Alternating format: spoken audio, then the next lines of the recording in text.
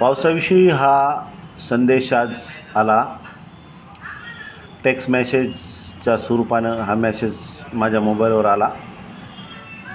पुढील 3 ते 4 तास परभणी, हिंगोली, लातूर, बीड, धाराशिव, नांदेड जिल्ह्यात विजेचा कडकडाटासह वादळी व ताशी 30 ते 40 किमी वेगाने वाहणाऱ्या सोसाट्याच्या वाऱ्यासह मुसळधार पाऊस पडण्याची शक्यता आहे, असं टेक्स्ट मेसेज मंत्रालयाकडून आलेला आहे. चांगला पाऊस पडावा. मराठवाड्यामध्ये खूप दिवसांनी सध्या पाऊस नाही आहे. 2 दिवसामध्ये काही हिंगोली व इतर जिल्ह्यामध्ये, परभणी जिल्ह्यामध्ये काही ठिकाणी पाऊस पडला.